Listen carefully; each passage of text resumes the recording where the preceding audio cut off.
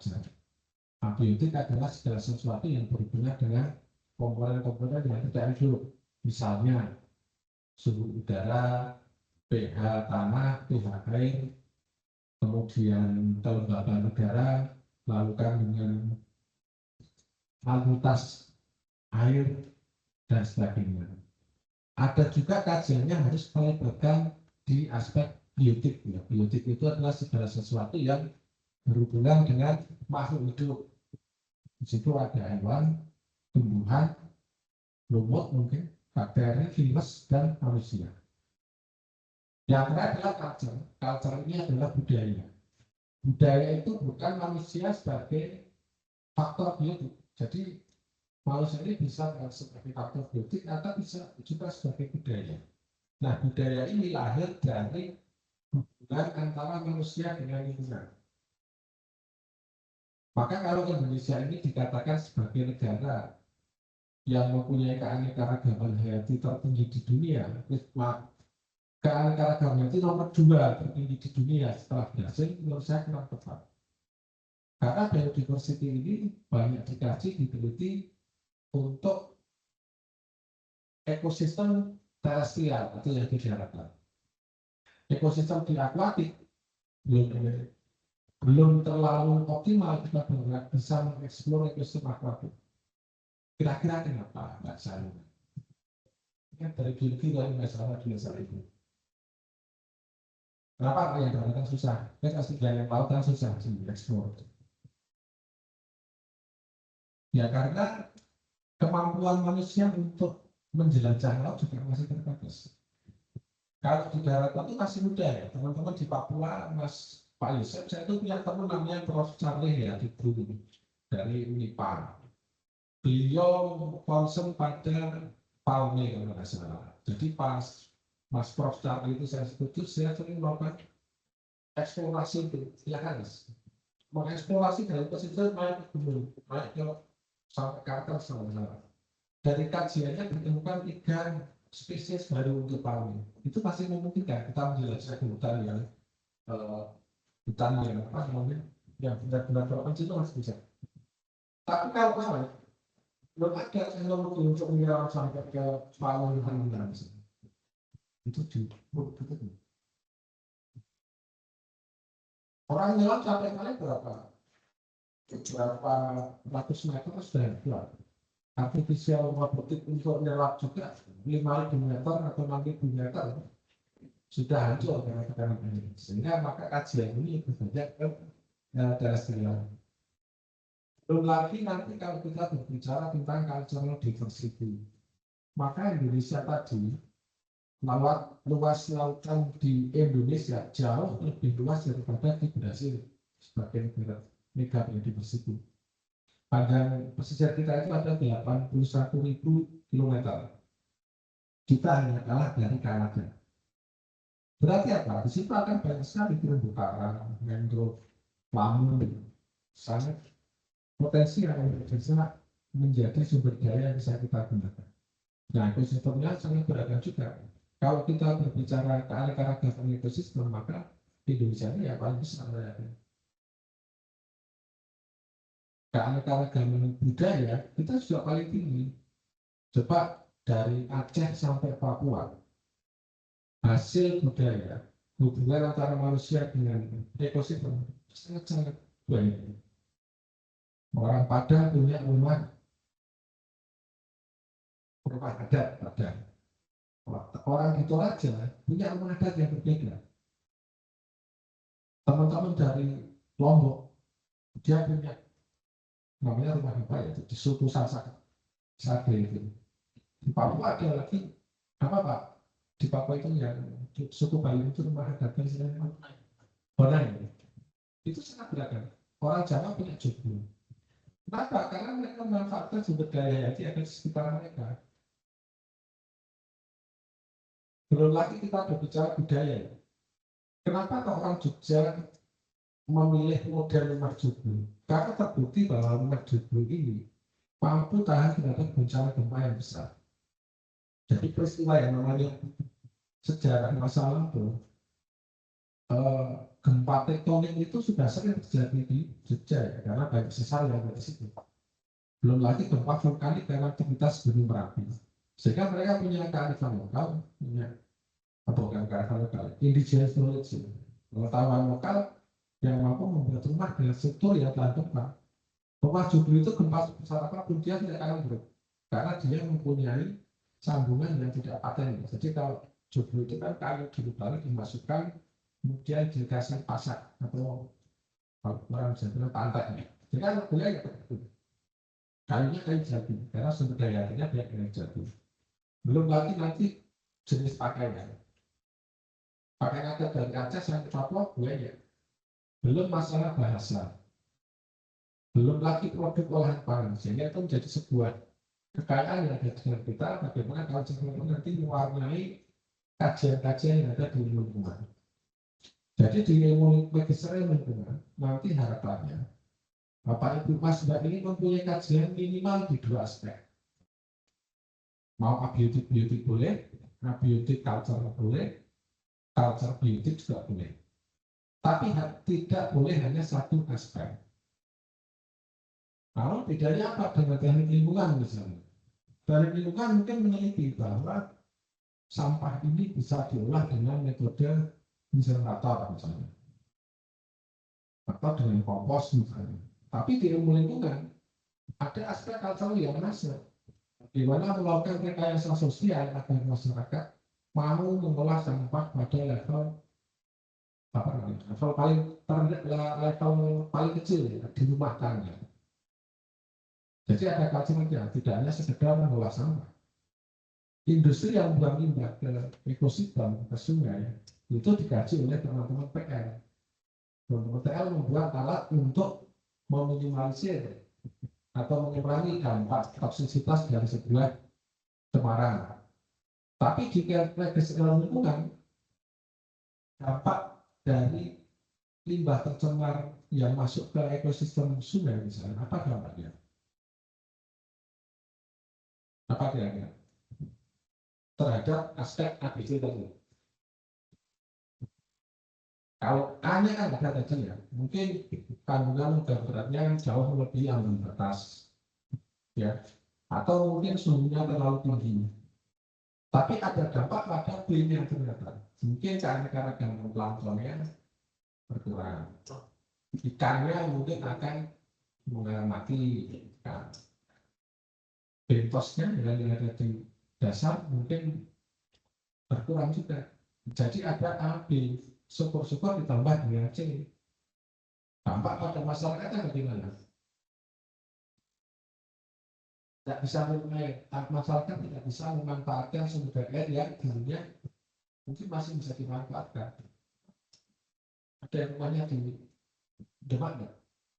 Jadi ini Bapak Ibu ya, yang di online juga pernah melihat ya, ada sebuah sungai yang mengalir di sepanjang jalur Pantura itu oleh masyarakat di desa atau di sekitar kali itu dipakai untuk mandi, dipakai untuk cuci, dipakai untuk kebutuhan domestik ya, BAB itu sudah di situ, sikat gigi ya di situ. Nah kalau itu sungai yang rusak, maka dia tidak bisa dipakai lagi. Maka kita masuk yang namanya pencemaran lingkungan. Menurut Undang-Undang Nomor 32 Tahun 2009, nah ini harus dijadikan sebagai pegangan. Jadi mohon nanti Bapak Ibu Mas Mbak itu bisa mencari sumber perundangan ya. Jadi yang pertama adalah Undang-Undang Nomor 32 Tahun 2009 tentang perlindungan dan pengelolaan lingkungan hidup. Di situ disebutkan yang disebut dengan pencemaran. Definisi lingkungan itu apa? Itu ada. Kemudian pencemaran lingkungan itu apa? Kalau di situ disebutkan pencemaran lingkungan adalah masuknya atau dimasukkannya makhluk hidup, zat, energi, dan komponen lainnya ke dalam lingkungan sehingga lingkungan berubah peruntukannya. Kata masuknya itu berarti sengaja enggak? Masuknya tidak disengaja. Tapi kalau dimasukkannya, sengaja. Jadi masuknya itu nggak sengaja ya. Contoh di rawa pening yang sekitar ini itu terjadi kemarin yang menyebabkan kandungan nitrit NPK-nya itu tinggi, sehingga airnya menjadi sangat kaya dengan nutrien. Maka enceng gondok di sana dengan sangat mudah untuk berkembang biak. Enceng gondok ini apa? Kalau tadi 4 tadi kan maksudnya dimasuk banyak. Ada 4 makhluk hidup, zat, energi, komponen lain. Berarti dia masuk kategori makhluk hidup. Kenapa kok enceng gondok ini malah di rawa pening? Kita kembali ke terakhir tadi. Peruntukannya berubah.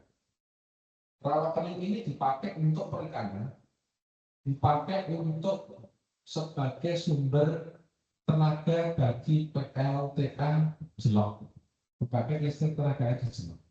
Nah, air dan mobilnya volumenya itu kalau dipakai untuk mutar turbin kan kekuatannya besar. Nah, peruntukannya harusnya untuk mutar turbin.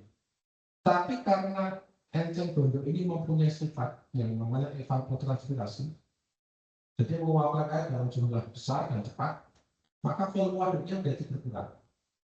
Kalau nggak percaya, silakan percobaan pakai ember, dipenuhi kasih enceng gondok ini, besok pagi sudah berkurang. Maka karena volumenya berkurang, sehingga kemampuan mutar turbinnya menjadi berkurang, peruntukannya berubah. Enceng gondok yang mati, dia akan tenggelam ke dasar waduk ya.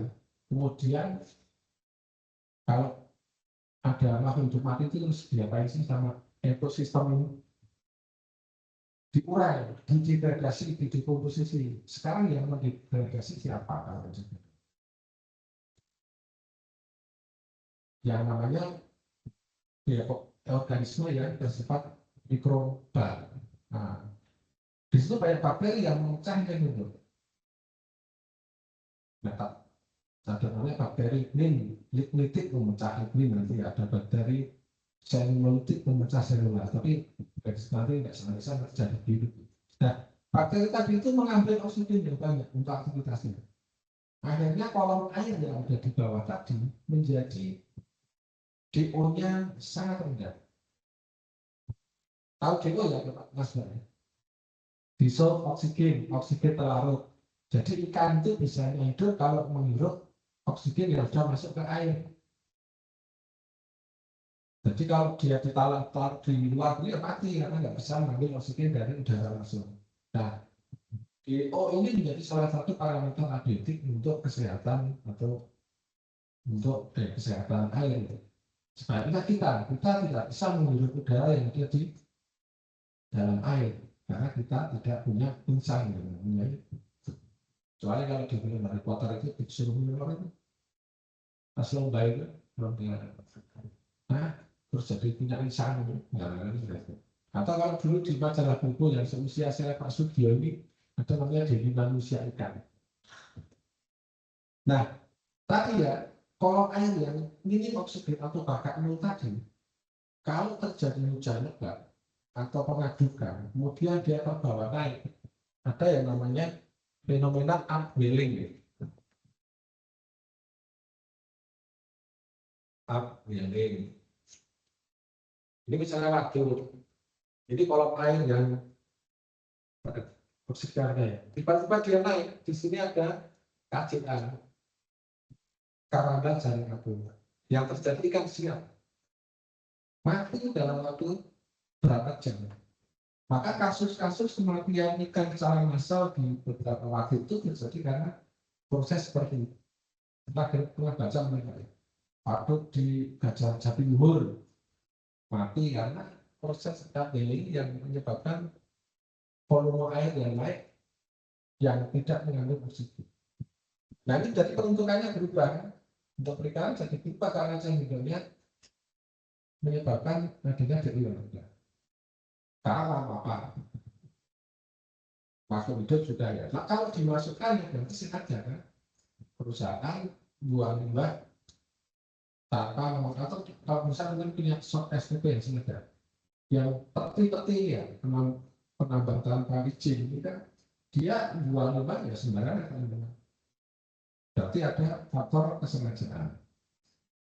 Nah, sekarang misalnya tadi makhluk hidup ya, ada lagi makhluk hidup yang bisa ada di indikator pencemaran. Pernah dengar yang namanya Escherichia coli? E. coli? Ekoli kan ada di mana? Di feses, ya. Feses manusia, feses hewan, itu dia dengan ekoli. Jadi kalau ditemukan ekoli dalam jumlah tertentu, maka bisa diindikasikan peruntukan airnya berubah. Kalau Anda mengambil air dari situ untuk dipakai sehari-hari, yang terjadi nanti adalah apa? Ya diare, disentri, ya peruntukan airnya berubah. Harusnya bisa dipakai sumber air domestik menjadi tidak bisa. Energi apa? Energi. Tadi kan mau energi contohnya energi suara saja. Yang sering yang kemarin baru saja viral itu adalah namanya sunburst. Tahu yang pasti bisa berdekat. Kira-kira kalau ada sunburst lewat di depan rumah Anda, kira-kira Anda benar. Padahal ya, mungkin tensinya jadi naik, darah tingginya kumat, atau mungkin itu kan sampai kaca pecah ya, benda aja rontok. Itu berarti apa? Dia tidak menyebabkan peruntukan yang berubah. Harusnya kan yang namanya musik itu menenangkan, membahagiakan dalam kondisi atau dalam taraf tertentu ya. Berapa mungkin di bawah desibelnya di bawah 40 atau 45. Tapi kalau sudah bersumber berarti desibelnya sudah naik. Itu menjadi terganggu. Energi panas juga sama. Senyawa misalnya. Ada apa buah limbah dari industri batik yang mengandung logam berat. Itu kan juga namanya kan senyawa atau itu menyebabkan pencemaran di air karena peruntukannya berubah kalau tercemar. Mungkin kasus yang pernah atau jangan sering kita lihat kasus Minamata. Ya, cemaran di Teluk Minamata Jepang ini diakibatkan karena tingginya merkuri yang masuk ke situ. Nah, beberapa peti yang saya pernah datang itu di Monogiri itu ada tambang emas di kecamatan Selogiri. Itu mereka gali lubang kemudian diambil tanahnya. Nah, untuk menarik emasnya itu mereka pakainya haki. Karena tidak ada izin ya hakinya dibuang sembarangan semua. Akhirnya orang-orang di sana kan yang baru punya itu adalah penyakit kulit gatal. Itu kan di luar ya, di dalamnya kita belum pernah kaji. Tentunya akan ada beberapa kerusakan pada organ atau saraf pada manusia. Itu pencemaran yang harus menjadi dasar bagi teman-teman baik bapak ibu yang online maupun offline dipegang. Jadi undang-undang beredar 2009. Ada lagi undang-undang nomor 32 tahun 2024 tentang konservasi sumber daya hayati dan ekosistemnya. Di situ intinya adalah bahwa pengambilan dari konservasi itu bukan berarti untuk melarang memanfaatkan. Jadi boleh memanfaatkan, tetapi pada ada rambu-rambu yang seperti ada sebuah bisa dibagi menjadi 3 yaitu perlindungan, pengawetan dan pemanfaatan. Nah, nanti silakan dibuat. Ini Undang-Undang Nomor 32 Tahun 2024 ini merupakan revisi dari Undang-Undang Nomor 5 Tahun 1990 dulu sudah ada. Ada lagi Undang-Undang Nomor 41 Tahun 1999 yaitu tentang kehutanan. Itu membagi kawasan atau status hutan menjadi beberapa ya. Namanya kawasan suaka alam (KSA) itu dibagi jadi 2, suaka marga satwa dan cagar alam. Kemudian ada lagi KPA, kawasan pelestarian alam. Itu ada taman nasional, ada taman wisata alam, ada taman hutan raya atau Tahura, terakhir ada taman gunung. Nah itu jadi statusnya jelas itu. Kasus kemarin yang ada di Sumatera di 3 provinsi itu karena dia melanggar status yang sudah dibuat oleh Kementerian Kehutanan. Jadi mereka teman-teman di kehutanan itu malah justru yang berubah statusnya sendiri. Statusnya hutan lindung, tapi diubah menjadi hutan produksi. Akhirnya diambil itu yang nggak ada yang namanya akhirnya boleh lagi ditebang. Jadi pembalakan itu terjadi karena ada malah justru merusak pembalakan legal yang dampaknya besar. Kalau legal orang potong berapa sih? Nggak tahu. Saya kemarin ke Tanjung Puting di Pangkalan Bun ya. di Kalimantan itu untuk melihat konservasi orangutan. Yang saya menjadi miris adalah di pinggir sungai itu hutannya berapa? Ada apa sih bekantan, orangutan. Tapi ternyata di balik hutan itu sudah jadi kelapa sawit semua ya. Jadi kalau kayak orang itu dipoles semua bagian luar, di balik sana dan tentunya kan ini membatasi humren sebagai sebuah hal. Karena humren itu adalah apa, bagaimana ini bisa bergerak sebenarnya punya kebebasan. Contoh misalnya masalah itu sehari harus bergerak sekitar 100 sampai 150 km.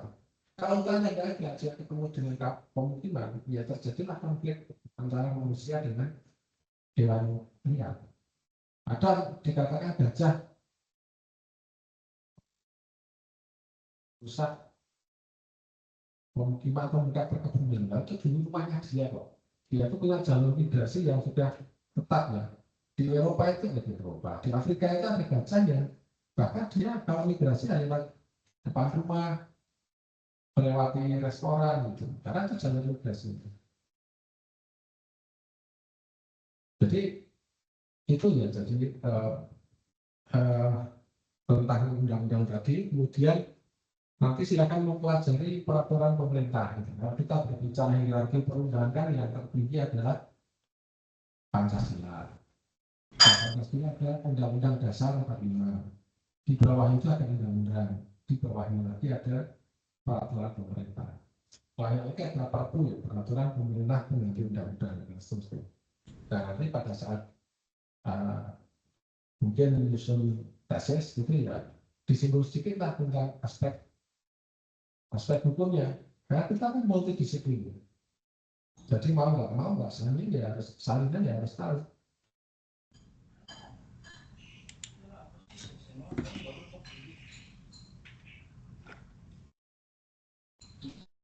Nggak berubah ya, di tempat saya berubah ya.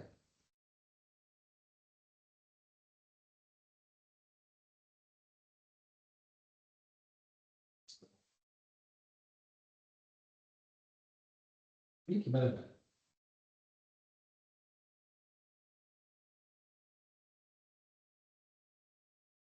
Nggak mau ganti.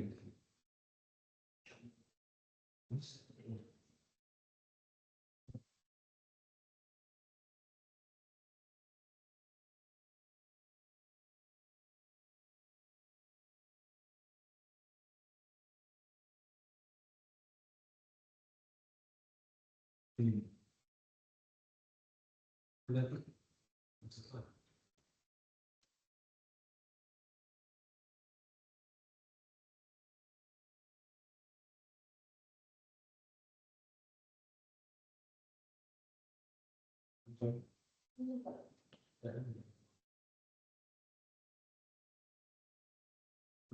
Oke, baik saya lanjutkan ya. Jadi mungkin di layar nggak muncul, tapi nanti untuk materinya saya kirimkan ke Pak As untuk bisa di-share ke Bapak Ibu semua. Jadi yang pertama, kenapa ilmu lingkungan itu penting? Karena ini kita itu menempati sebuah ekosistem. Ekosistem itu apa sih sebenarnya? Ekosistem adalah hubungan timbal balik antara makhluk hidup dengan lingkungannya dan menghasilkan sesuatu yang namanya produktivitas. Jadi ekosistem kita itu sangat banyak. Ekosistem terumbu karang, ekosistem gambut, ekosistem padang lamun, mangrove, hutan hujan tropis, kemudian savana, stepa, tundra, dan seterusnya. Nah, keberagaman ini tentunya juga menjadi tingkat mempunyai manusia, kita sebagai manusia ini mempunyai tingkat ketergantungan yang tinggi terhadap ekosistem ini. Kenapa? Karena ekosistem mempunyai jasa lingkungan yang disebut dengan ekosistem self-assess. Jasa lingkungannya apa? Ada banyak. Ya. Yang pertama mempunyai nilai ekonomi. Ya, nilai ekonomi apa? Untuk pemenuhan kebutuhan pangan. Sekarang yang kita konsumsi apa sih yang kita dari ekosistem ini?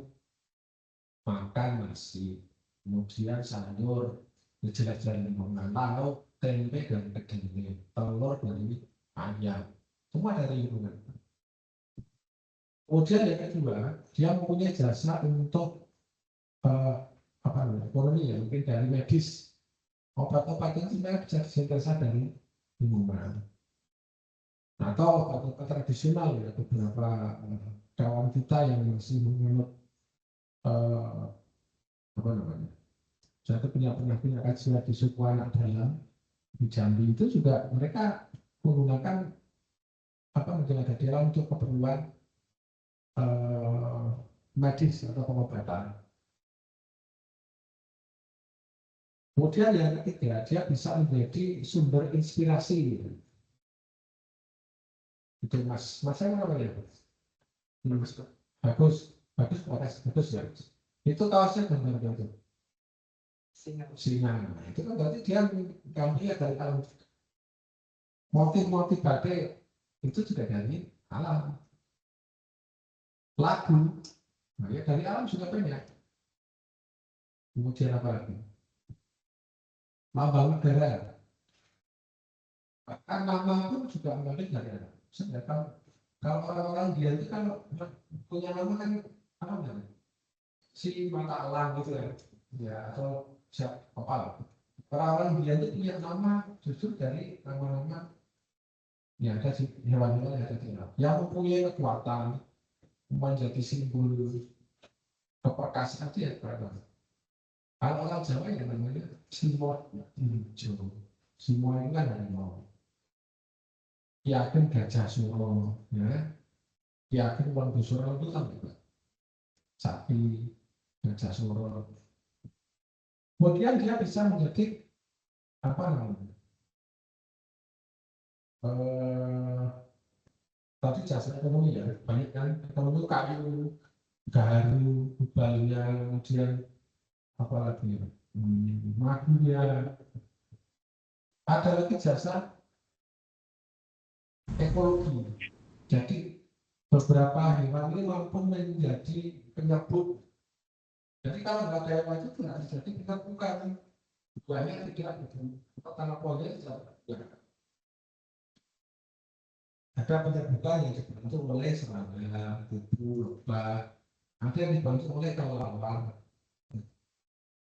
Ada yang tidak namanya transaksinya, namanya melakukan memang. Ada yang dibantu oleh mungkin kumpul dan sebagainya.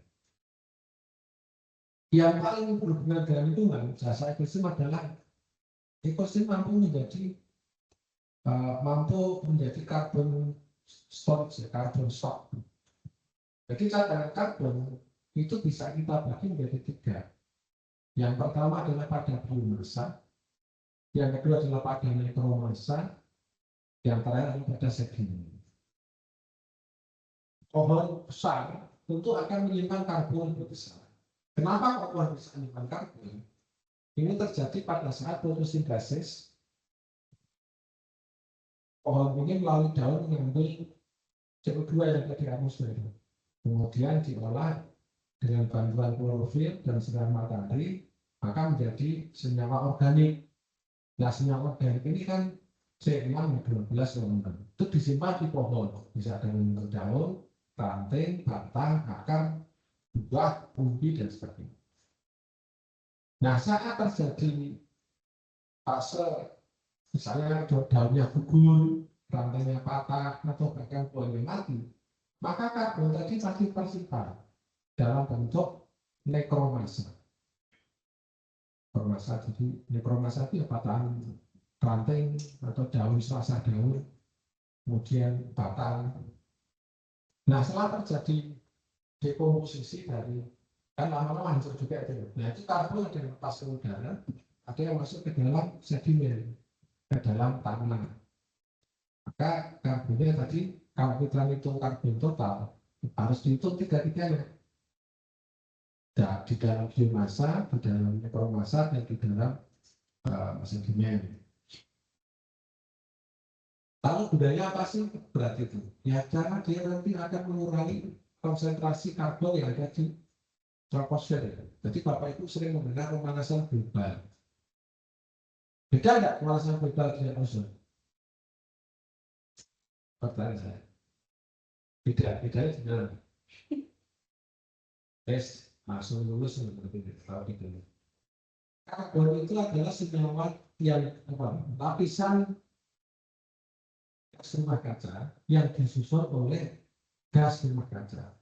Gas rumah kaca itu intinya adalah beberapa ya kita seringnya makanya CO2 ya, karena CO2 yang sejak dulu adalah secara alami. Tapi sebenarnya GRK itu banyak, ada NH4, NH4 itu metana.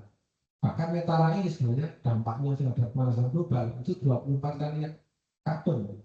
Tapi yang singkat karbon, ada lagi nanti NOx, SOx. Nah nanti akan ditemukan di lapisan troposfer, yaitu lapisan atmosfer yang paling bawah. Kenapa kamu jadi panas? Saat ada sinar matahari yang diterima bumi, hasilnya pelajaran fisika itu. Sinar itu kalau dispersi jadi apa? Pakai prisma itu. Ada pecahan jadi namanya magical radio. Ada kalau yang pelangi itu kan sama, terdispersi oleh kelapaan itu. Nah cahaya itu kan itu benar-benar merah, jingga, kuning, hijau, biru, kuning. Di bawah merah ada sinar namanya ya spektrumnya dua merah itu kan infrared. Di atas itu spektrumnya adalah ungu itu sih bahasa apa? Violet, berarti ada ultraviolet. Nah, ultraviolet yang kena ke permukaan bumi akan dipantulkan ke atas. Harusnya lepas ke atas. Tapi karena ditahan oleh lapisan GRK tadi, sehingga nanti balik ke bumi lagi. Jadi akhirnya jadi panas. Analoginya kalau seperti Anda Pak tidur pakai selimut. Ya. Kalau selimutnya tipis kira-kira masih dingin nggak? Nah, kalau Anda selimutan pakai jas hujan atau cover panas kan? Nah, berarti gas GRK-nya tinggi kalau. Tuh. Nah sekarang GRK itu penting nggak begitu? Nah GRK itu kira-kira apa?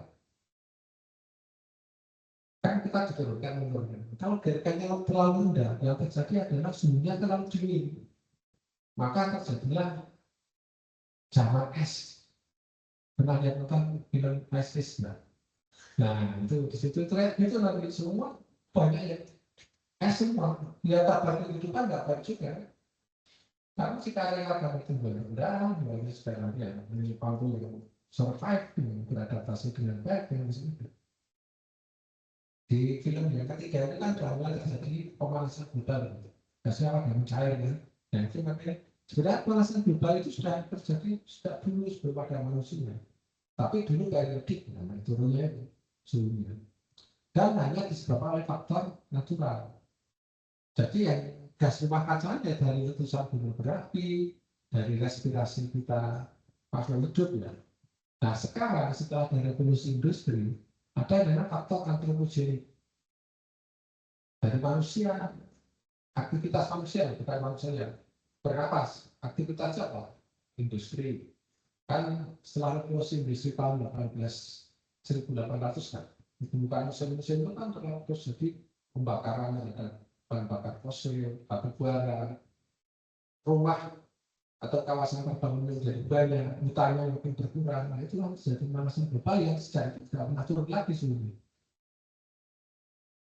Kenapa kok pembakaran BBF batu bara minyak ya? Karena mereka kan senyawa hidrokarbon, ada C-nya. C kalau dibakar ya keluar sebagai karbon, meningkatkan GHK tadi. Itu untuk GHK. Dampaknya apa? Banyak pada ekosistem, pada apa, permukaan air laut yang naik, pada menaikkan suhu, kemudian siklus makhluk hidup menjadi berubah. Maka sejak sekarang, kenapa terjadi ledakan populasi luar bumi? Ya karena fase metamorfosisnya itu dipercepat dengan pemanasan global. Bedanya dengan ozon, kalau ozonnya adalah senyawa O3 yang berada di lapisan stratosfer. Nah, O3 ini fungsinya apa? Dia akan mengikat sinar ultraviolet yang masuk ke bumi, sehingga sinarnya disaring oleh batu bara. Disaring itu dengan reaksi kimia nanti Nah, Usuda ini mempunyai kerapatan minimal 120 DU. Satuannya adalah Dobson. Saat O3 nanti bereaksi dengan beberapa senyawa yang rusak itu, maka konsentrasi O3-nya menjadi berkurang. Kalau tidak rapat lagi, sinyal ibunya masuk.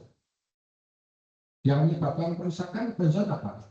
Kalau tadi kan DRK ya, gas kreta. Ini kan senyawa-senyawa yang mengandung klorin, CFCl, yang biasa dipakai untuk apa namanya, propeller dalam dorong parfum, terus yang dipakai di AC, yang dipakai di kulkas, itu adalah senyawa yang merusak ozon. Karena nanti dia bereaksi dengan O3 akan menghasilkan apa CFCO, CFClO dan O2. Jadi O3-nya jadi O2.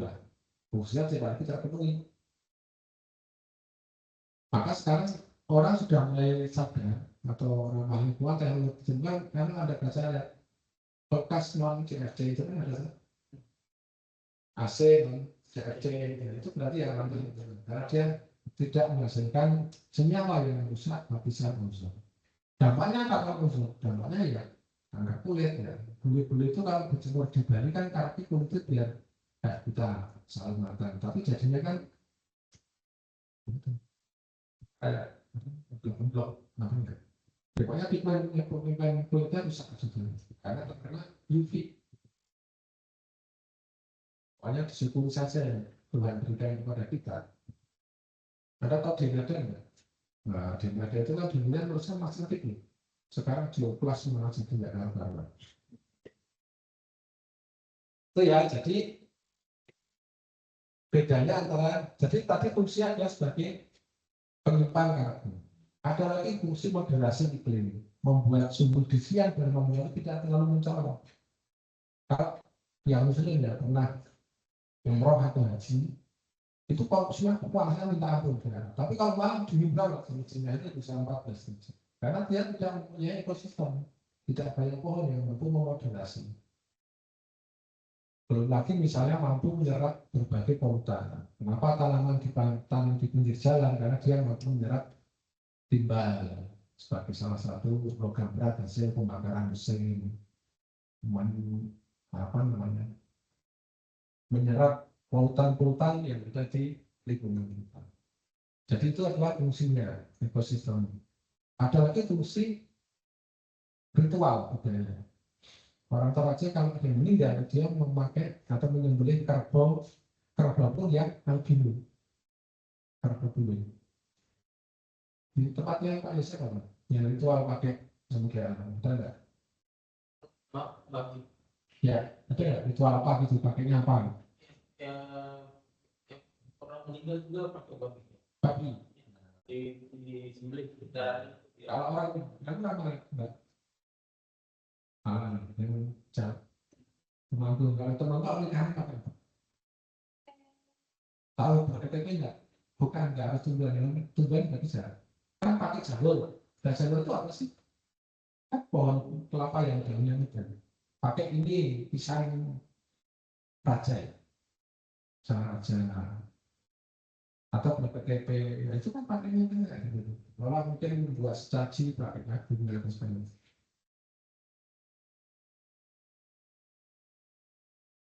Kok sudah kita ya? Kayaknya aku ini enggak ya. Kan dari sini kok jatuh salah. Ini material nanti bagian saja ya, nanti dibaca.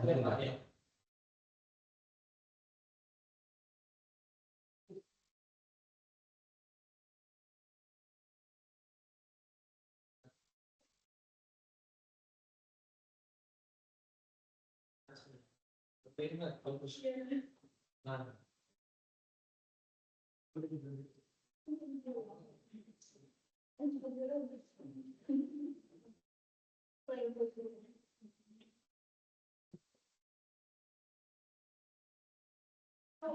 ya, apalagi namanya sudah pakai hati, mungkin beliau akan jadi secara online. Jadi saya akhiri saja. Sebelum saya akhiri, ada pertanyaan mungkin 1, 2, 3 atau diskusi atau dari yang Bapak Ibu yang hadir secara online ada yang mau disampaikan, persilakan.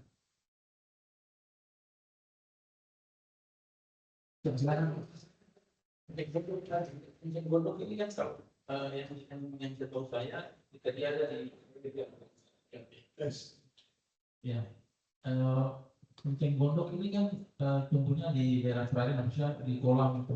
Yang saya tahu ketika dia memang ada di situ itu airnya nanti akan kering. Ya. Nah maksud saya yang saya mau tanyakan itu apakah kencing gondoknya ini yang menyebabkan air itu menjadi kering atau tadi Bapak jelaskan apa namanya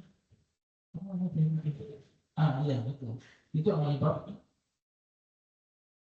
Ya, kencing gondok itu menyebabkan kering dengan cepat. Karena dia karakternya, dia itu memuapkan air dengan cepat. Kalau air dari dalam dikeluarkan, nyedotnya dari atas juga cepat, sehingga dia cepat kering. Nah, itu dampaknya ke lingkungan tadi adalah menurunnya volume yang dipakai untuk ultratur tidak kuat peruntukannya itu. Tapi kalau yang ini adalah dia berdampak pada peruntukan perikanan. Karena ada potensi terjadi upwelling itu kan, yang kalau masanya yang karena kalau ini gunungnya mati, dia didekomposisi oleh bakteri aerob. Ya, jadi itu yang berbeda. Yang pertama nanti kalau cepat kering, Bapak punya tower nggak di toren itu? Saya apa itu? Toren-toren kemana air itu loh. Nah itu kalau tangganya air, ya, itu kalau tangganya penuh, dibuka kan air keramik itu.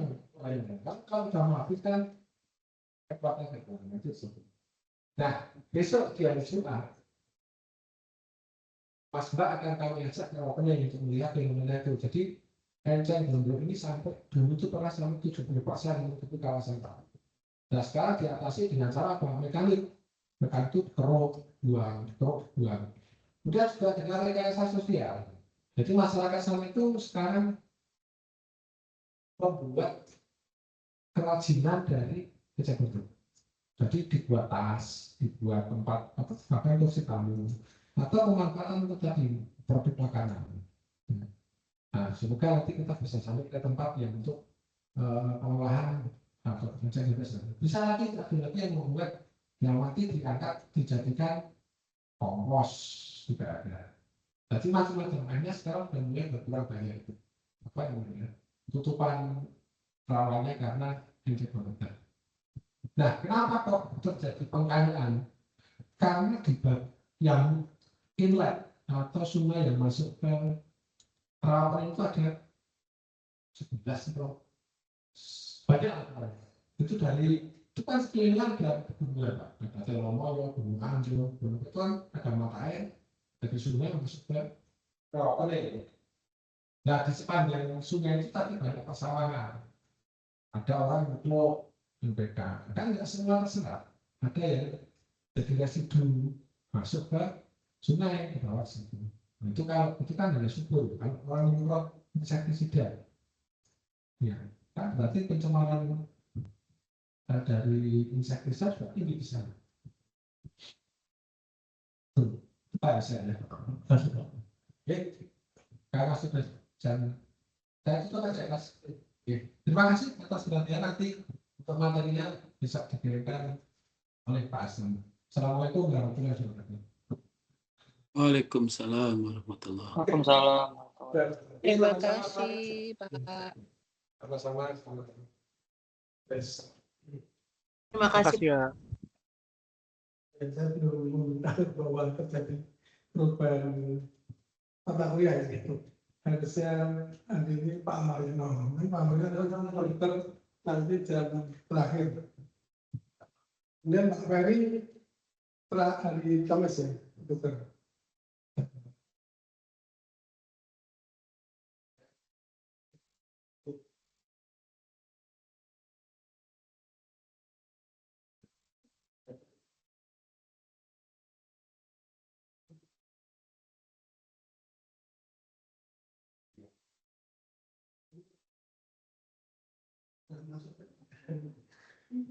Jadi berikutnya Prof. Sudarto akan memberikan materi berikutnya. Tentunya mohon Prof. Sudarto sudah di tengah-tengah kita ya. Nah, materinya.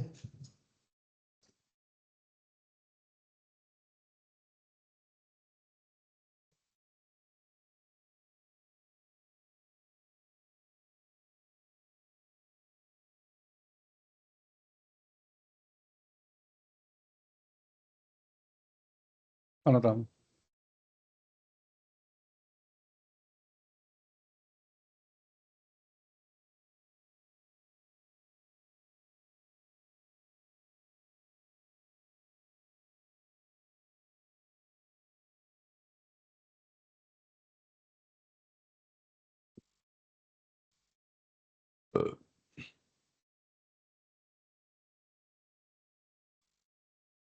Assalamualaikum, Data. Waalaikumsalam warahmatullahi wabarakatuh. Pak Fuad, sehat? Mohon maaf, beladang sedikit. Monggo Prof, dipersilakan Prof Data untuk bisa menyampaikan Oke. materinya. Baik.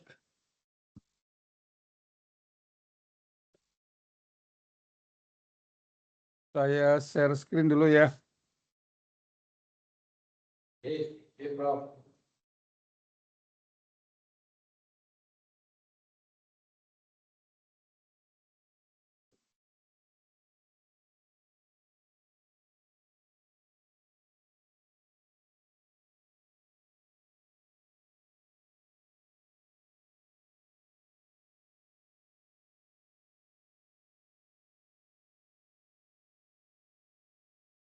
Kok nggak bisa ya? Bung Astomo? Kok nggak bisa ya punya saya? Harusnya bisa, ini kok nggak bisa. Terus, Michael. Coba saya dikasih bos. Dikasih hostnya, bos.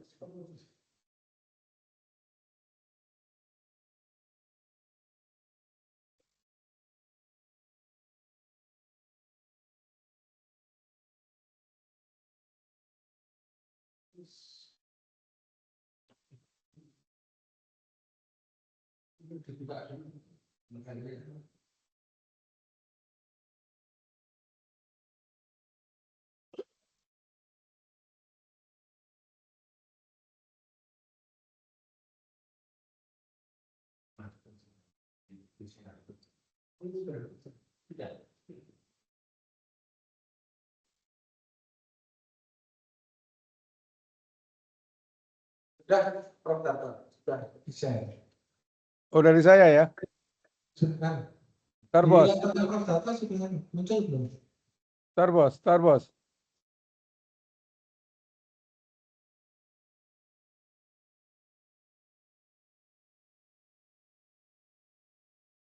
Belum bisa ya, bos? Ini sudah saya tampilkan, Prof. Oh, udah dari kamu aja. Ya.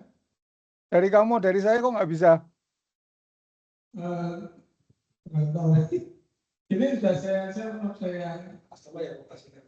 operasikan. Kok nggak kelihatan dari sini?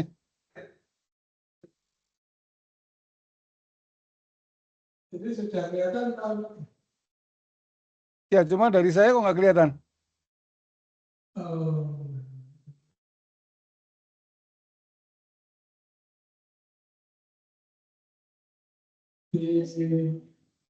ini kelihatan nggak? Saya nggak kelihatan, bos. Yang saya ingat kita yang lainnya teman-teman sudah kelihatan belum? Di HP juga masih. Coba di stop saling dulu mas. Stop dulu sudah.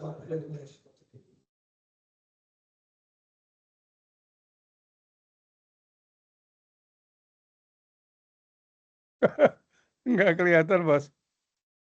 Sekarang saya tutup.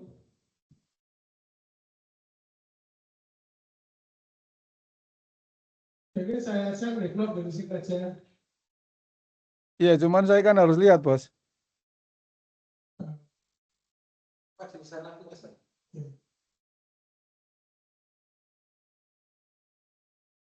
Gimana enaknya, bos? Ini terus Nggak kelihatan dari saya, bos. ini kelihatan nggak Prof? Nah, udah kelihatan. Udah. Baik. Bismillahirrahmanirrahim. Assalamualaikum warahmatullahi wabarakatuh. Waalaikumsalam. Waalaikumsalam warahmatullahi wabarakatuh. Yang menjawab salam saya doakan studinya lancar. Amin. Amin. Nah, baik, Bung Asomo yang slide-nya ya.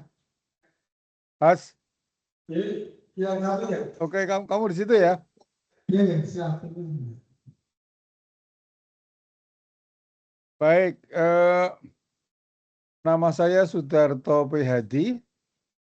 Saya ditugasi oleh Mas Astomo untuk memprovokasi Anda semua tentang ilmu lingkungan dan pembangunan berkelanjutan. Next, please. Slide berikutnya, Bos. Ya, Slide berikutnya. ini Pak. Ini Pak. Sudah. Belum, Bos, belum. Susah juga ya. Ya, enggak. Slide berikutnya.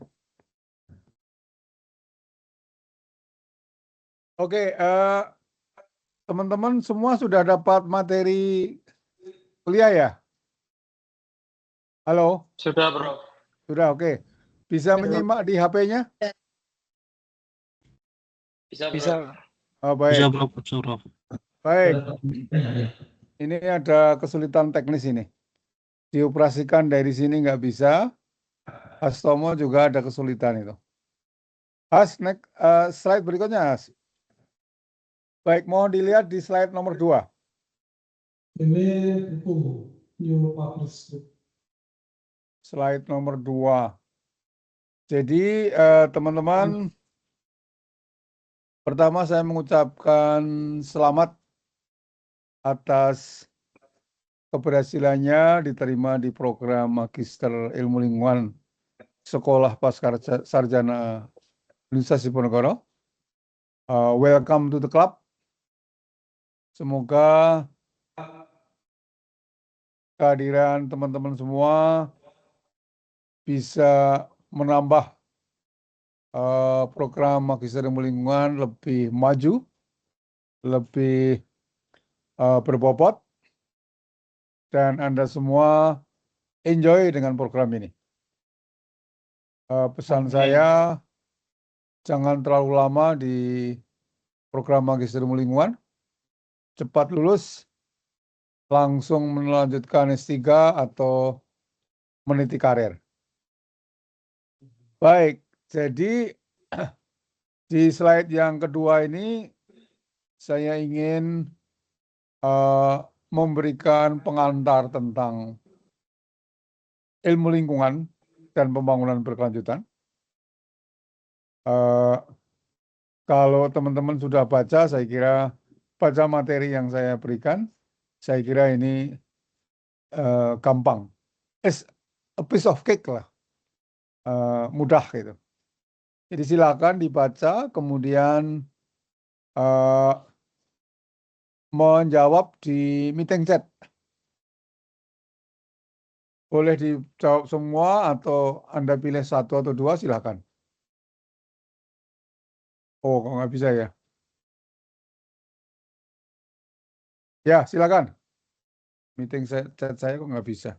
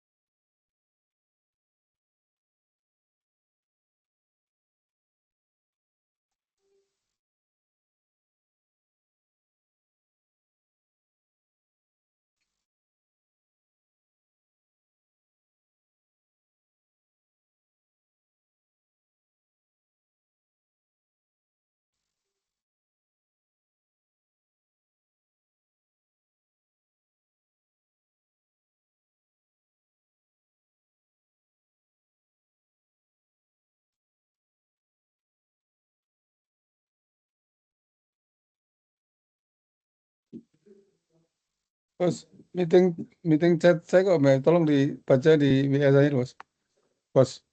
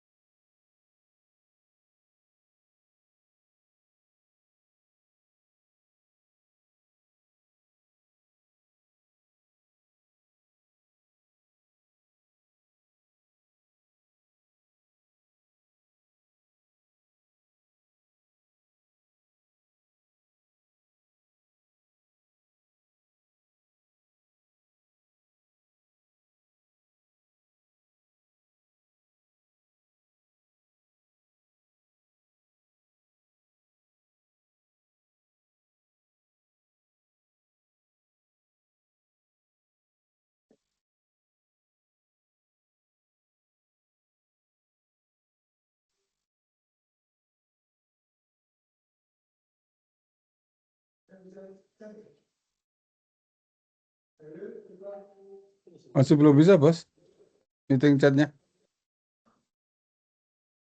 Halo?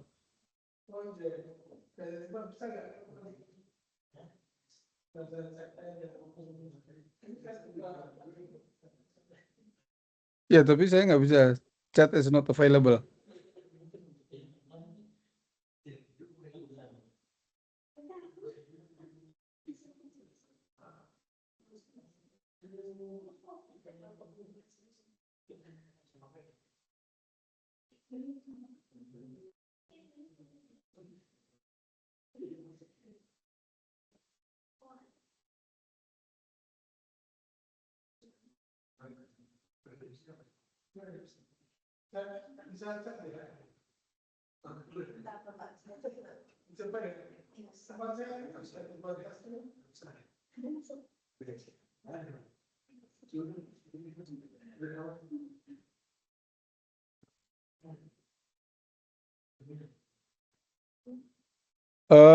Teman-teman, apakah bisa menuliskan di meeting chat?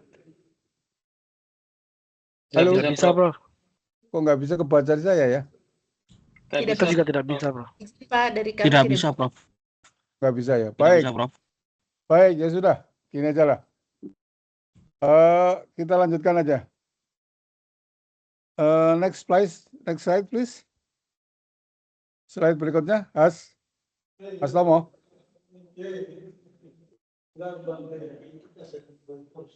Slide berikutnya, teman-teman. Yaitu di antara buku-buku saya, ini terbit 2 tahun yang lalu, tahun 2024. Next, please. Next. Terus, Mas Tomo. Ya. Jadi yang sebelumnya, Bos. Sebelumnya. Tanggung jawab sosial, manajemen dan Terus sebelumnya. Jadi Bunga Rampai Manajemen Lingkungan itu berseri, teman-teman. Sampai sekarang adalah bagian yang keempat. Itu kumpulan tulisan saya di media massa dan di berbagai forum seminar maupun FGD. Nah, yang di sebelah kiri itu dimensi lingkungan perencanaan pembangunan. Jadi teman-teman yang nanti konsentrasinya di manajemen lingkungan, perencanaan lingkungan, ekologi manusia, itu di antaranya adalah referensi buku itu. Nah, kalau yang di sebelah kanan itu adalah tulisan saya tentang CSR, Corporate Social Responsibility di bidang lingkungan dan sosial. Next, please. Next. Next, please. Slide berikutnya. Ya, oke. Ya sudah, nggak apa-apa. Buku-buku yang lain mohon bisa dilihat nanti. Jadi ada buku tentang ekologi manusia, kemudian resolusi konflik lingkungan, ada AMDAL, ada metodologi penelitian lingkungan sosial. Jadi teman-teman yang ngambil konsentrasi non-engineering atau environmental studies itu mungkin buku-buku yang saya tulis itu bermanfaat. Jadi saya background S1 saya itu ilmu sosial, kemudian S2, S3 itu ilmu lingkungan. Kembali ke Indonesia saya mengembangkan konsentrasi tentang manajemen lingkungan. Nah, ini adalah definisi lingkungan yang tadi saya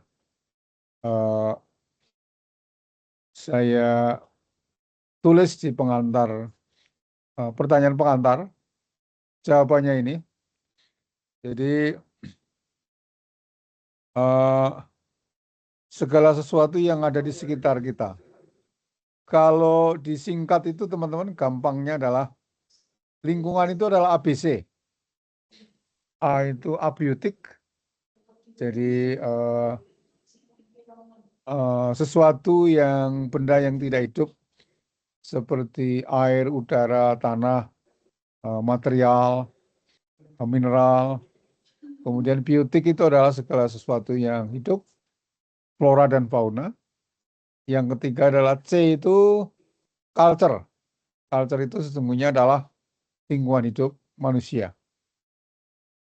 Karena kenapa disebut culture? Karena culture itu adalah panduan di dalam interaksi, panduan dalam bertindak dan bertingkah laku.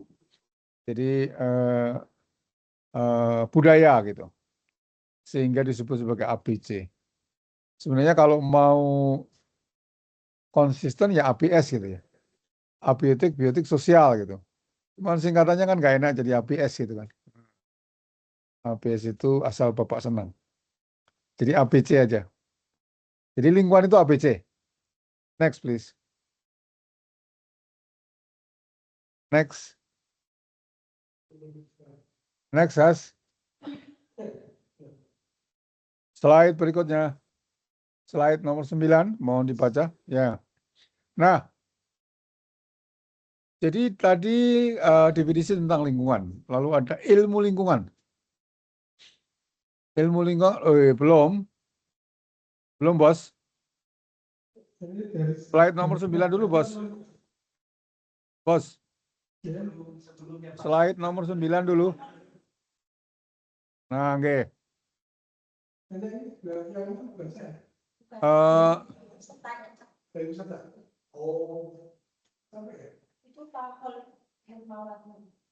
Bos, jangan ngomong sendiri toh, Bos. Jangan ngomong sendiri. Ilmu lingkungan adalah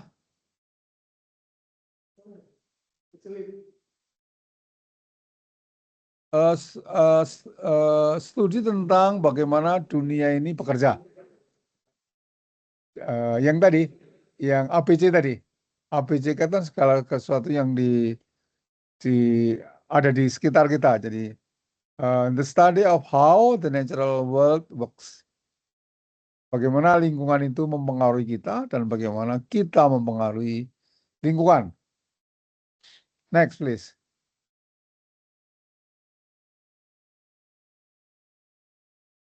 Next, itu slide nomor 10. Jadi ilmu lingkungan itu sebuah ilmu yang merupakan multidisiplin, interdisiplin, yang mengintegrasikan fisik, biologi, dan sosial. Nah, ada dua cabang dari ilmu lingkungan itu. Satu yang disebut sebagai environmental studies, studi lingkungan, itu fokusnya adalah pada ilmu sosial. Jadi angle-nya, irisannya itu adalah ilmu sosial. Bagaimana hubungan antara manusia dengan lingkungan, kebijakan, persepsi, dan sebagainya. Nah, ini sekolah saya waktu saya S2. Fakultasnya namanya Faculty of Environmental Studies di York University di Kanada. Jadi saya mengambil studi lingkungan dengan konsentrasi di social impact assessment. Nah, irisan yang kedua adalah environmental engineering yang fokus pada desain dan teknologi untuk meningkatkan, untuk memperbaiki kualitas lingkungan. Jadi bagaimana memperbaiki kualitas udara, memperbaiki kualitas air, refinery, kemudian sampah, dan sebagainya. Jadi kira-kira selama nanti Anda di mail itu ada dua irisan ya, ada dua konsentrasi ini. Konsentrasi studies itu tentang, kalau di mail itu adalah tentang manajemen dan perencanaan lingkungan. Yang kedua adalah environmental engineering yang fokusnya pada desain dan teknologi. Nah, prototype begitu. Next, please. Next. Kira-kira kalau sebuah pohon begitu, maka lingkungan itu, ilmu lingkungan itu seperti memayungi kanopinya begitu. Ada dahan dan rantingnya, itu adalah irisan-irisan ilmu tadi. Ada biologi, ada fisika, ada ilmu sosial begitu. Next, please. Next. Nah, ini kalau jadi ilmu yang kita pelajari itu berkaitan erat atau beririsan dengan segala macam ilmu. Next. Next. Oh, ini anu aja. Ini jadi kalau hari lingkungan hidup, hari bumi begitu, maka saya itu selalu menyempatkan untuk menulis pada refleksi akhir tahun kemarin. Saya menulis tentang saatnya hijrah ekologis gitu, karena akhir Desember, awal Januari itu ditandai dengan banyaknya bencana ekologis. Jadi judulnya adalah saatnya hijrah ekologis. Next, please. Terus, nah ini adalah SDGs. SDGs waktu COVID-19 itu. Kita semua tahu bahwa saat COVID itu lingkungan menjadi lebih baik gitu. Udaranya bersih, airnya tidak tercemar, karena kegiatan transportasi, logistik itu berhenti begitu. Tetapi itu adalah bukan by purpose gitu, by accident gitu, by accident. Nah, seharusnya adalah meskipun ada kegiatan-kegiatan, tetapi terkendali, sehingga pilar ke-13 itu tentang lingkungan itu bagus gitu. Next, please. Next. Saya pernah menulis di Kompas, judulnya Menunggu Tuah Kawasan Industri.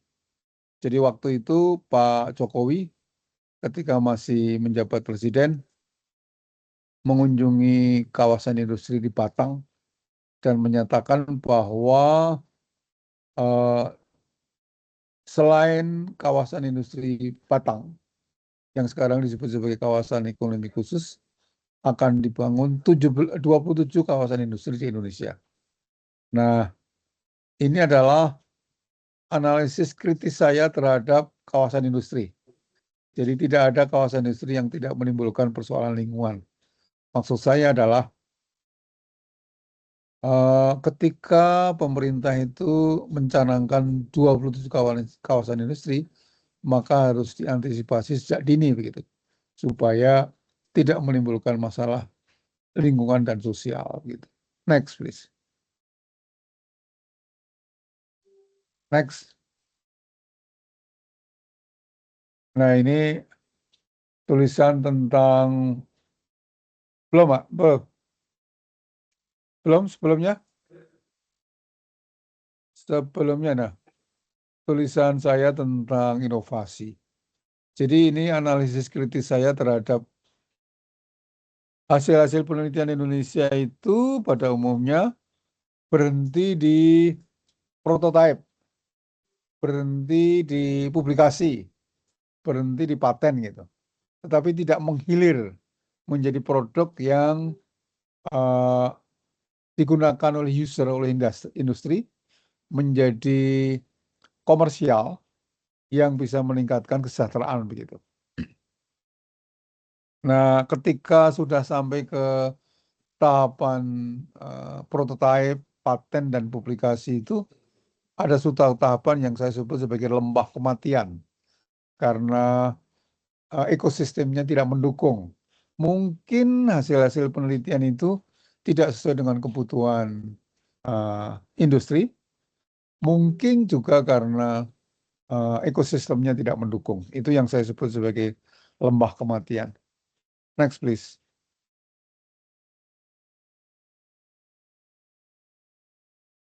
Next. Next, please. Halo, Bos. Baik, jadi tadi adalah bagian yang pertama tentang ilmu lingkungan. Jadi ilmu lingkungan itu sebuah ilmu yang multidisiplin, interdisiplin. Irisannya adalah studi lingkungan dan rekayasa lingkungan, environmental engineering dan environmental studies. Jadi Anda nanti suka tidak suka akan memilih di antara dua irisan itu. Nah, sekarang kita masuk ke bagian kedua yang ditugaskan kepada saya, yaitu tentang pembangunan berkelanjutan. Bicara pembangunan itu kan is a process heading to progress gitu ya.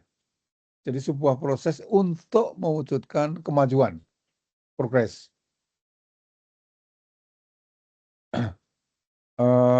Bukan regress gitu. Nah,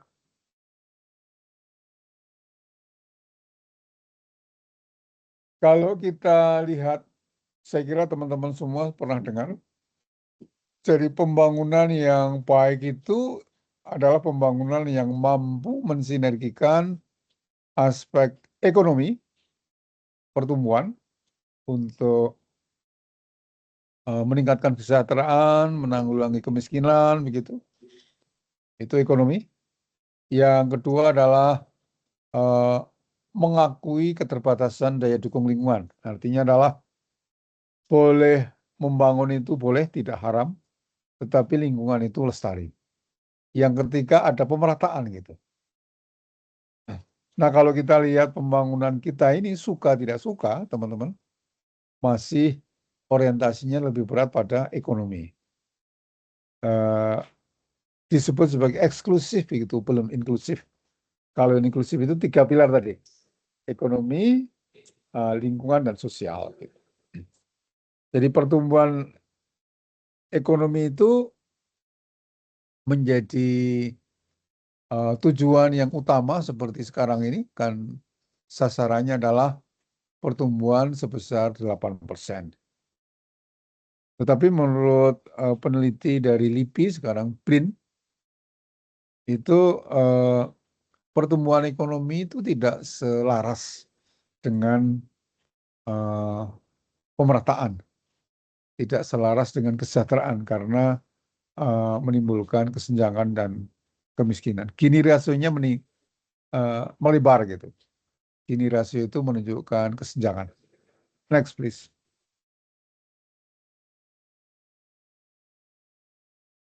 Nah, jadi makin mendekati 1 itu makin buruk gitu.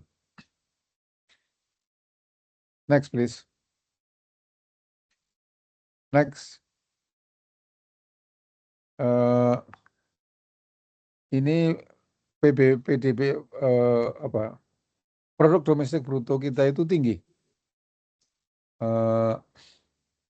Targetnya di 2045 Indonesia Emas itu 120 triliun. Income per kapitanya sekian. Hanya itu tidak selalu paralel dengan tingkat kesejahteraan masyarakat. Jadi artinya belum mencerminkan pembangunan berkelanjutan. Next.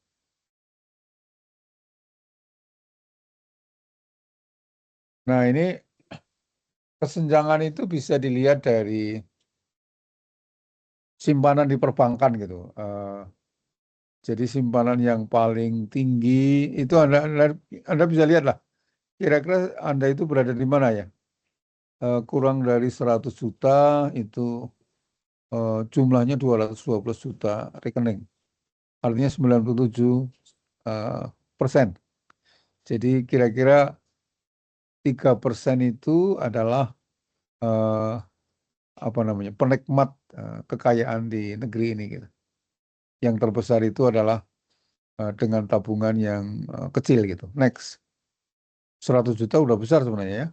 Next. Terus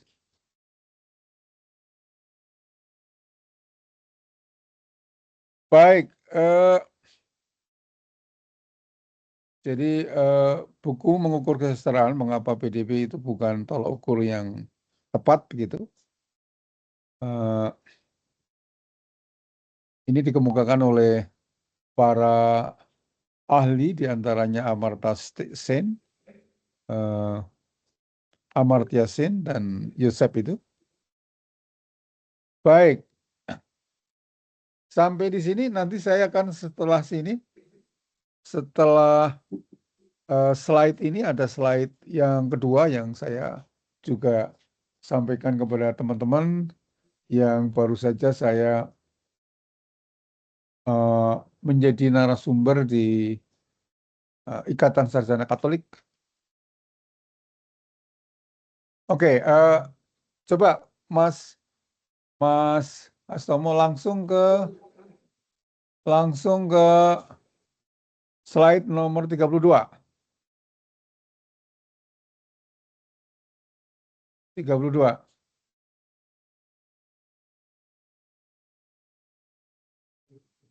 Oke, teman-teman lihat slide nomor 22. 32 ya. Terus ini slide-slide yang menunjukkan ketimpangan. Next. Next terus. Oh enggak, itu data tentang kerusakan lingkungan. Next. Kerusakan lingkungan dan kesenjangan sosial.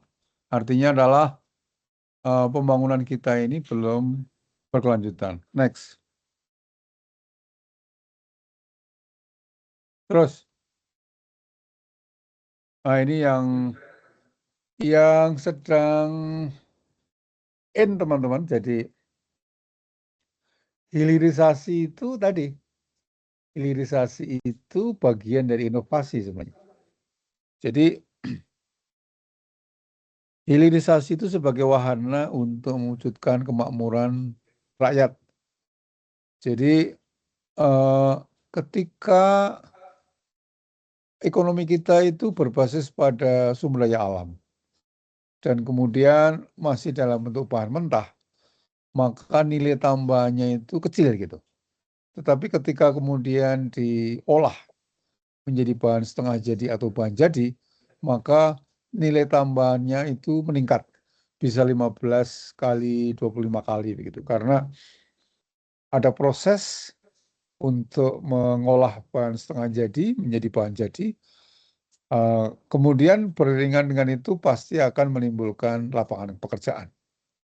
Akan menimbulkan pendapatan. Dan itu yang dialami, yang dilakukan oleh negara-negara maju. Bagian dari inovasi begitu. Itu sebuah langkah yang bagus.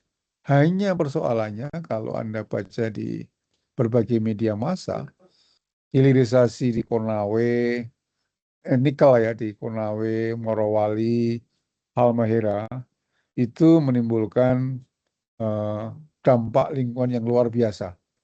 Jadi kualitas perikanan menjadi buruk, pertanian menjadi buruk, terdegradasi, sehingga masyarakat terdampak buruk. Jadi slide ini menunjukkan bahwa hilirisasi nikel itu memberi kontribusi yang besar terhadap PDB. Jadi Anda bisa lihat itu, the highest among regencies mining producer. Tetapi tingkat kemiskinannya tinggi masih gitu, di atas rata-rata nasional. Di Sulawesi Tengah, di Maluku Utara, nah itu jadi potret-potret yang tadi saya gambarkan itu terjadi juga di fenomena yang sekarang ini, yang sedang digalakkan oleh pemerintah yang namanya hilirisasi produk pertambangan. Tujuannya bagus, hanya implementasinya itu yang tidak seimbang antara PDB dengan kelestarian lingkungan dan pemerataan. Next, please.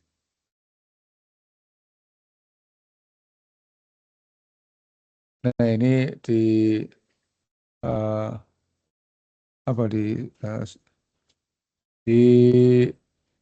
Konawe, Sulawesi Tengah. Next.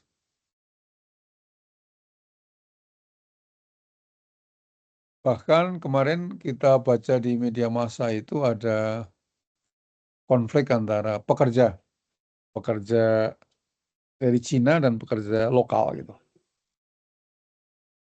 Sebelumnya, nah inilah yang menjadi tugas saya untuk memprovokasi teman-teman tentang pembangunan berkelanjutan. Pembangunan yang ditujukan untuk memenuhi kebutuhan generasi sekarang tanpa mengorbankan kepentingan dan kebutuhan generasi yang akan datang. Kalau definisi itu dibedah begitu, maka ada 3 hal. Yang satu, pentingnya memenuhi kebutuhan, the fulfillment of human need, yaitu dengan pertumbuhan. Dengan pertumbuhan ekonomi itu maka akan diperoleh income untuk meningkatkan kesejahteraan dan mengentaskan kemiskinan. Kemudian keadilan antar generasi dan intergenerasi. Jadi ada keadilan, ada pemerataan begitu. Mengakui keterbatasan daya dukung lingkungan. Jadi lingkungan itu kan terbatas, baik dalam arti resources itu bisa habis gitu. Kayak minyak bumi kan, dulu kita adalah pengekspor, anggota dari OPEC, Organization Petroleum Exporter Countries gitu. Tetapi sekarang menjadi importer gitu. Kebutuhan BBM kita satu hari itu sekitar 1,4 juta barel. Itu kemampuan produksi kita kira-kira hanya 600-700 ribu barel. Jadi selebihnya adalah impor gitu. Nah, next please.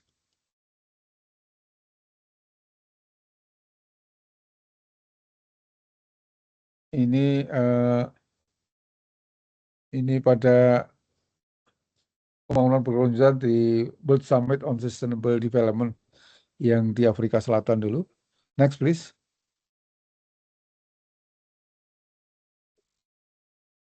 Nah, teman-teman, jadi sesungguhnya amanat untuk melaksanakan pembangunan secara berkelanjutan, yaitu mensinergikan aspek ekonomi, sosial, dan lingkungan itu sudah menjadi amanat yang tertuang di GBHN kita, garis-garis besar haluan negara tahun 73.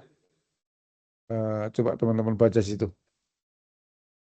Dalam pelaksanaan pembangunan, sumber-sumber alam Indonesia harus digunakan secara rasional. Rasional itu dengan perhitungan.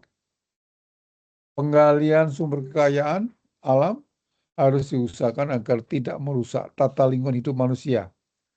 Dilaksanakan dengan kebijaksanaan yang menyeluruh dan dengan memperhitungkan kebutuhan generasi yang akan datang. Jadi kalau itu kita kaitkan dengan definisi pembangunan berkelanjutan tadi, sangat connect gitu. Padahal ini tahun 73. Jadi definisi pembangunan berkelanjutan tadi yang saya sampaikan di slide berikutnya itu adalah yang mencuat kira-kira awal 80-an. Jadi bisa kita simpulkan bahwa para perumus GBHN ini sangat visioner gitu ya. Sangat visioner. Sudah ada di GBHN kita, perintah di sana. Gitu. Sangat awal. Dan sebagai negara berkembang itu kita juga sangat awal dalam mengadopsi pembangunan berkelanjutan itu. Undang-undang kita 82. Kalau Amerika itu 73 sih. Tapi lihat negara-negara lain seperti Thailand, Malaysia itu sesudah kita gitu. Artinya kita lebih awal gitu. Itu secara normatif ya. Tetapi dari segi implementasi itu yang masih dipertanyakan. Next please. Next. Nah, spirit pembangunan berkelanjutan itu agak di atas kan? Sebelumnya tadi? Sebelum. Nah, spirit pembangunan berkelanjutan itu dituangkan dalam Repelita, zamannya Pak Harto ini, 74 sampai dengan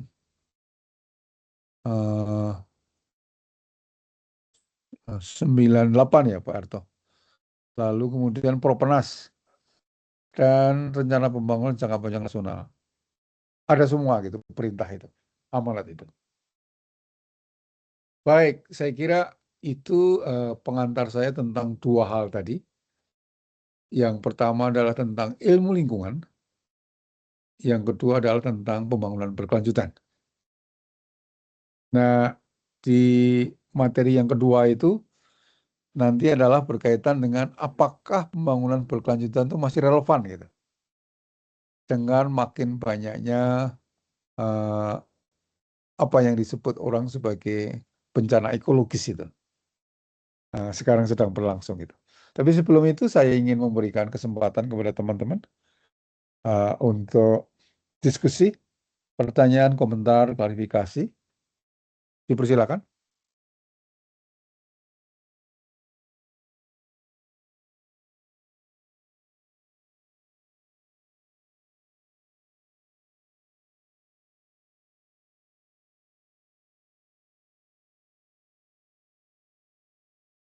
Oke, Mas Sugio. Silakan. Assalamualaikum Prof. Waalaikumsalam. Iya Prof, menarik Prof, ini terkait dengan pembangunan berkelanjutan. Tadi kalau saya tangkap, mudah-mudahan tidak salah, bahwa spirit atau semangat terkait pembangunan berkelanjutan yang secara inklusif sudah mempertimbangkan baik itu ekonomi, lingkungan, dan juga kesinambungan atau keberlanjutan sampai ke masa depan gitu. Nah, ini Oke. sudah tertuang dalam GBHN. Nah, berarti yang saya sedikit komen saja, Prof, karena saat ini kan saya tidak tahu sejak 98 apa ya kita mengadopsi tentang demokrasi yang akhirnya pembangunan berkelanjutan itu mungkin desain atau konsep terkait dengan pembangunan berkelanjutan itu sudah ada, namun berganti rejim kan berganti kebijakan ya Prof. Ini yang mungkin membuat kadang-kadang yang ketiga aspek ekonomi, lingkungan, dan sosial ini agak susah untuk diaplikasikan untuk saat ini sepertinya Prof. Itu aja mungkin komennya Prof. J, Mas Sugiyo itu dari mana ya? Saya dari Papua Prof. Wah, apa di sana? Kerja di mana? Alhamdulillah di PT Freeport Prof. Oh, enggak. Di bagian apa, Pak? Kebetulan kami semua dari divisi lingkungan Prof di Oh, PT enggak. FI. Baik. Saya ke sana itu dulu waktu Head of Environment-nya itu Pak Rusyan Lubis. Udah Iya lama Prof. sekali Pak, tahun 2000 berapa ya? 2005 apa ya? 2005-2006 kali ya. Oh, oke, Ketika Prof. ada accident, kami dikirim oleh Pak Menteri Rahmat Witoelar waktu itu sebagai tim pengendalian dampak lingkungan. Jadi kalau ada kasus-kasus lingkungan itu kami dikirim untuk melakukan observasi gitu. Oke, Prof. Iya. Ya, pertanyaan yang bagus. Jadi betul Pak Sugiyo dan teman-teman, 98 itu reformasi. Tuntutan reformasi itu transparansi, akuntabilitas, dan demokratisasi.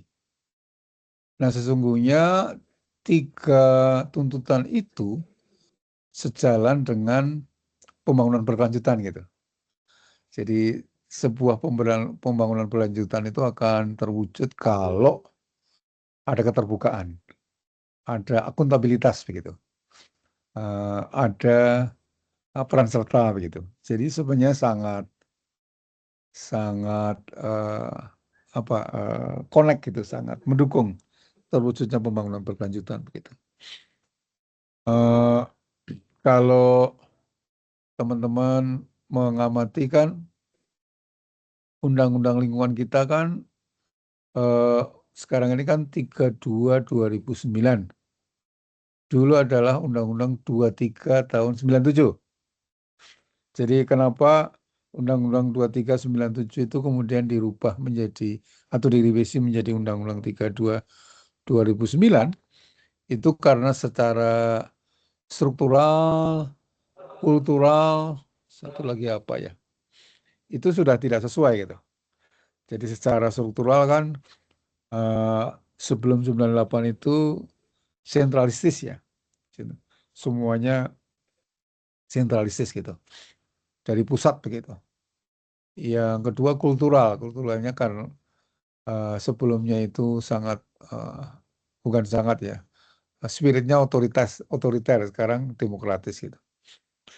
Nah, kalau Mas Sugiyo dan teman-teman pernah baca bukunya Empu Lingkungan kita Pak Oto Sumarwoto. Jadi ada yang pernah dengar ya bukunya Pak Oto? Pernah punya, Pak? Oh iya, judulnya apa Mas Sugiyo? Wih, lali itu tahun pira aku. Judulnya adalah Atur Diri Sendiri, Pola Pembangunan Masa Depan gitu.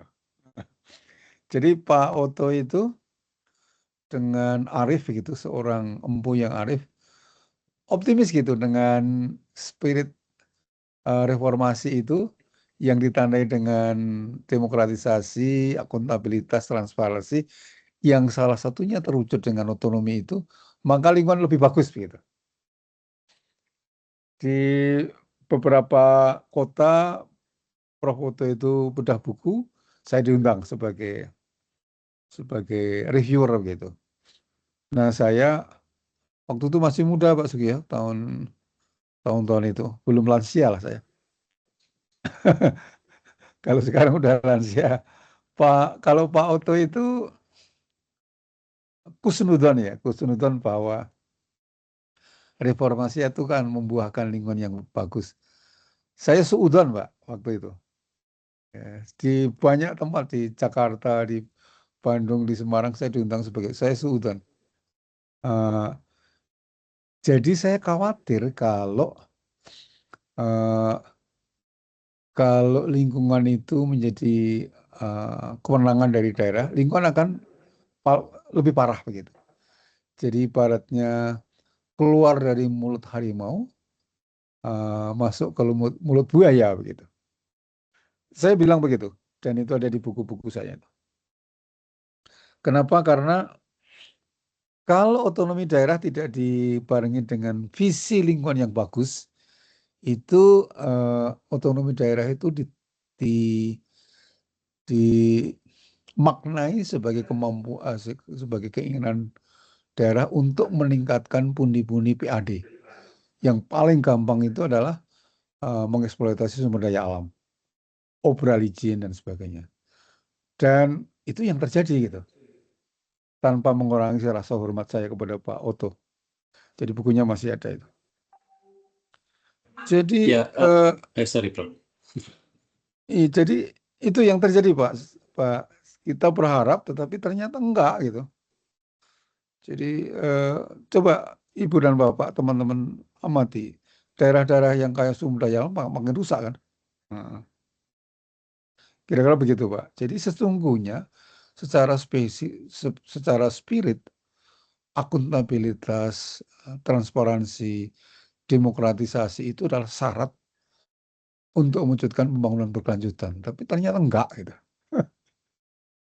Iya, Prof. Kalau saya melihat fenomena yang ada di sekitar kami di sini, Prof. Kadang-kadang tuh lingkungan menjadi anak tiri yang harus dikorbankan gitu, Prof.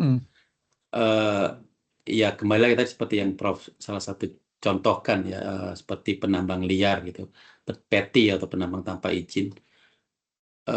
Ini kadang-kadang pemerintah daerah juga menutup mata bahwa karena memang yang menggerakkan roda perekonomian di satu kota itu dengan adanya komunitas penambang liar ini cukup besar gitu, ini perputarannya, Prof. Iya. Dan secara sosial juga sebenarnya akhirnya jadi ada dampak-dampak sosial yang timbul. Nah, tapi tetap lingkungan akan jadi anak tiri, Prof, di sini karena kembali lagi tadi yang saya sampaikan bahwa pembangunan berkelanjutan ini akan menjadi sia-sia kalau tadi yang perubahan rejim, perubahan kebijakan dan juga akhirnya apa, Prof? Akhirnya melemahkan semua dan ada yang dikorbankan, gitu, Prof. Itu sih yang kadang-kadang miris kita melihatnya, Prof. Makasih Pak Sugi ya. Saya lihat Mas Muharyo Iksanto, silakan. Izin Prof.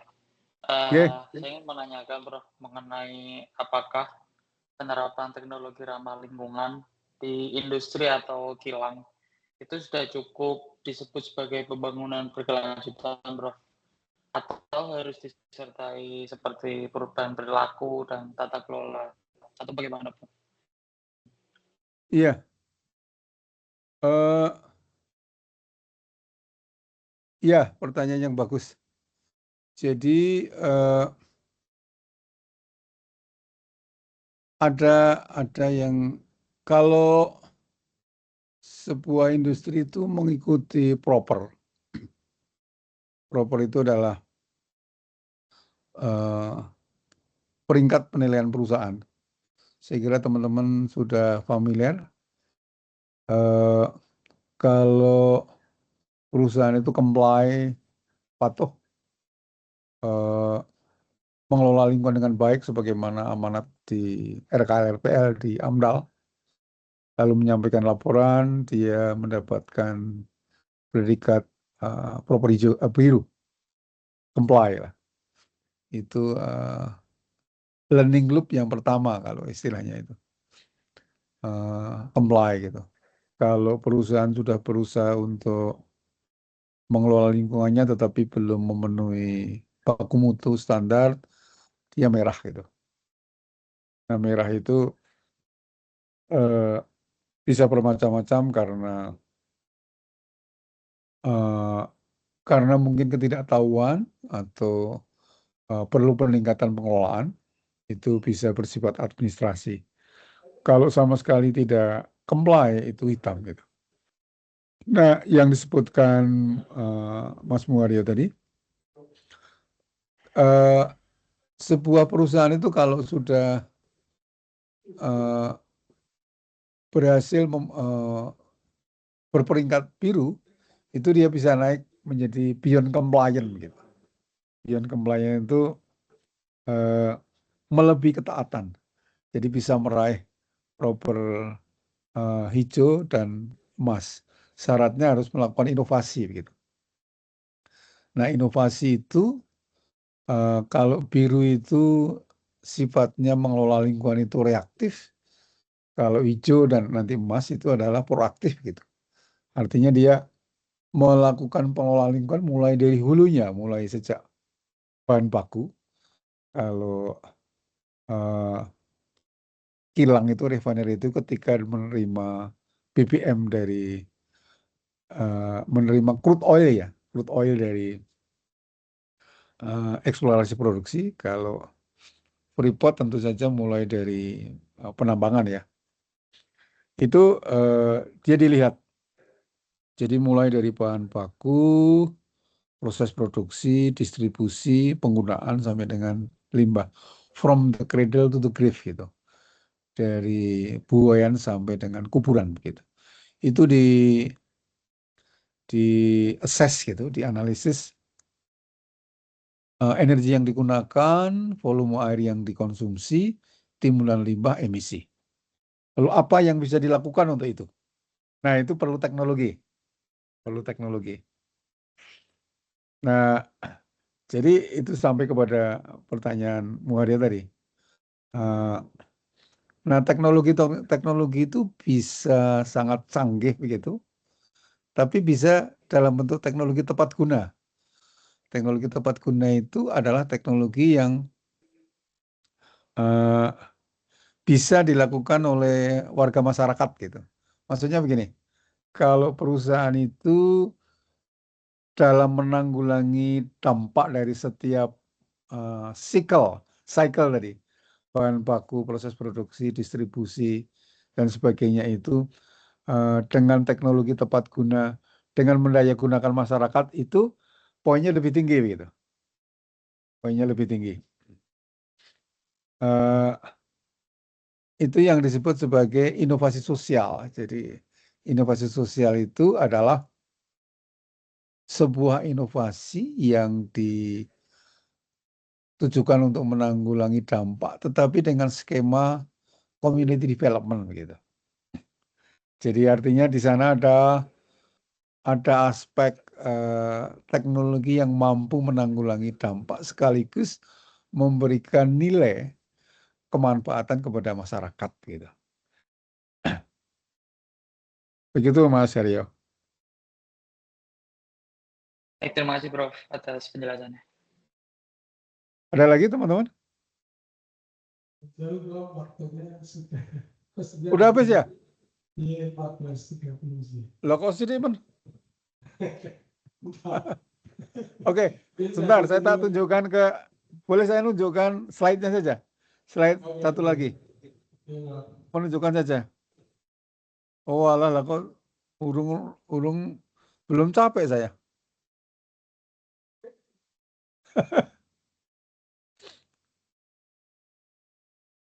Coba tunjukkan aja, saya tak tunjukkan.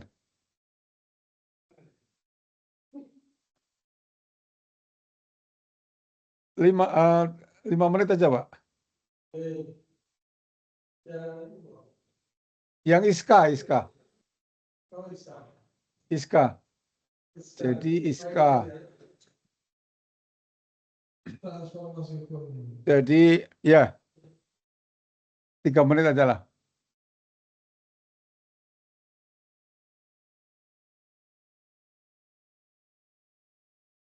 Nah, ya nggih.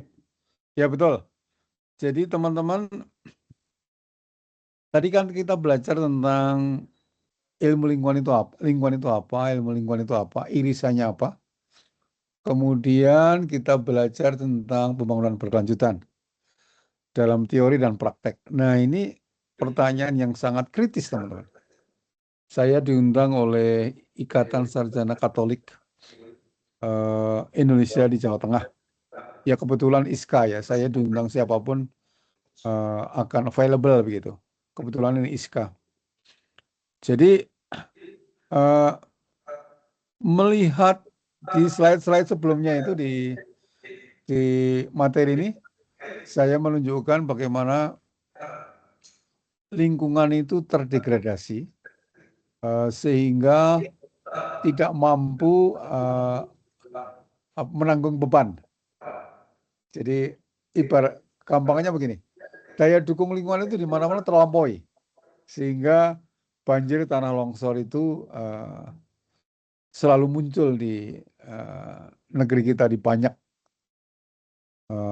tempat, frekuensinya semakin meningkat, intensitasnya tinggi. Nah, pertanyaannya adalah so what gitu, loh. Nah, ini perlu transformasi hukum dan kebijakan. Next please, satu lagi. Slide satu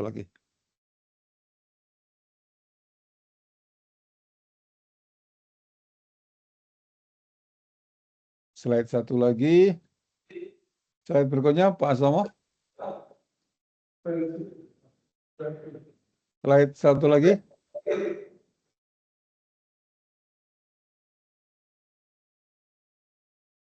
Ini prinsip-prinsip yang sudah.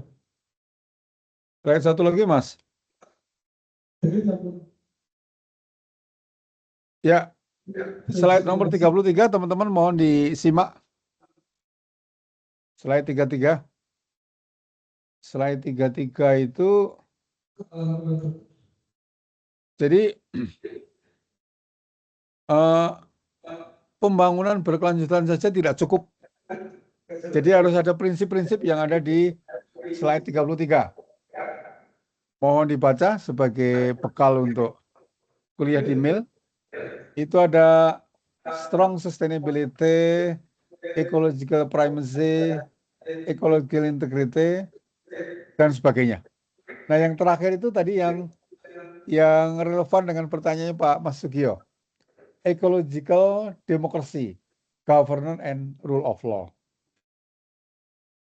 Baik, teman-teman, semoga pertemuan kita singkat dengan 2 materi ini bisa membekali teman-teman semua untuk belajar di MIL, dan saya ucapkan sekali lagi welcome to the club. I hope your times in MIL will be productive and enjoyable. Selamat siang. Wassalamualaikum warahmatullahi wabarakatuh. Waalaikumsalam warahmatullahi wabarakatuh. Terima kasih, Prof. Terima kasih. Terima kasih, Prof. Izin saya live ya.